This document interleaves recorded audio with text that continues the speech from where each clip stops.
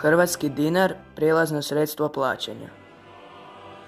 Hrvatski dinar pušten je u opticaj 23. prosinca 1991. godine, na dan kada je na snagu stupila Uredba o Narodnoj banci Hrvatske, koju je donijela Vlada Republike Hrvatske, a kojom je Narodna banka Hrvatske postala potpuno samostalna republička institucija, neposredno odgovorna Saboru, s temeljnim ciljem očuvanja vrijednosti domaće valute.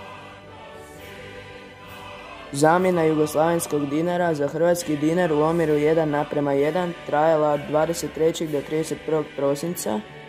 Tečaj hrvatskog dinara prema stranim valutama utvrdila Narodna banka Hrvatske na svojoj prvoj tečajnici 1. siječnja 1991. godine.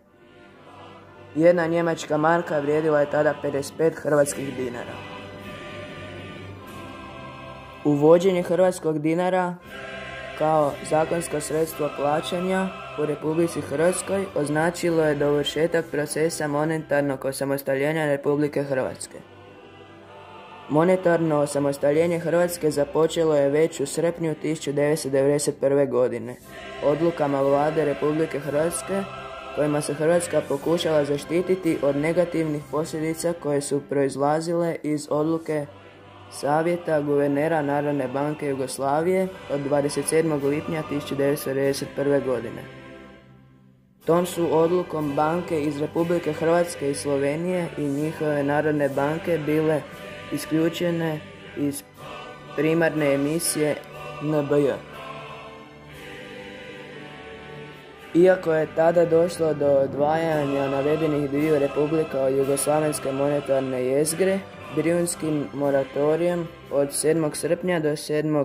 listopada pokušalo se uz potporu međunarodne zajednice zaustaviti monetarno osamostaljenje, no to više nije bilo moguće.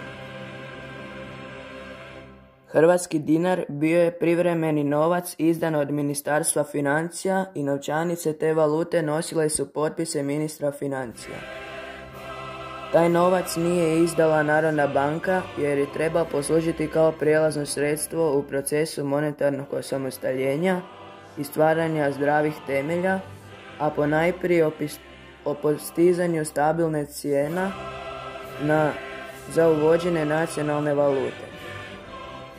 Novčanice hrvatskog dinara izdane su u apoenima od 1, 5, 10, 25, 100, 500, 1000, 2000, 5000, 10.000, 50.000 i 100.000, a kovanice nisu izdavane. HNB je obavljala zamjenu novčanica hrvatskih dinara u redovnom roku od 30. svibnja do 31. prosinca 1994. te u naknadnom roku do 30. lipnja 1995. i to 1000 dinara za 1 kunu. Od 1. srpnja 1995. više nije moguće zamijeniti novčanice hrvatskog dinara. Dizajnirao ih je Zlatko Jakos. Novčanice su na licu sadržavale Ruđera Boškovića, a na naličju su u apoenima od 1, 5, 10, 25, 100, 500 i 1000 dinara sadržavale Zagrebačku katedralu, a na većim apoenima od 2000, 5000, 10.000, 50.000 te na kraju 100.000 se nalazio kip zaštitnice Hrvata.